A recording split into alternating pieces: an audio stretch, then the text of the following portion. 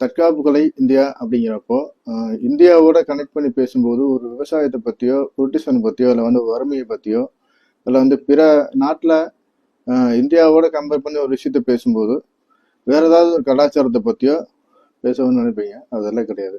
ஏன்னா அதெல்லாம் பேசிட்டு தான் இருக்காங்க நிறைய பேர். ஆனால் குங்ஃபு கலை, அதாவது தற்காப்பு கலையை பற்றி தான் இங்கே நிறைய பேர்த்துக்கு புரிதல் இல்லை. அது மட்டும் இல்லாமல் ரொம்ப அறியாமையும் இருக்கு. ஒரு கொடுமை என்னன்னு கேட்டீங்கன்னா, இந்தியாவில் படித்தவங்களுக்கு கூட சரியாக தெரியாத ஒரு விஷயம்தான், புரியாத ஒரு விஷயம்தான் இந்த தற்காப்பு கலை.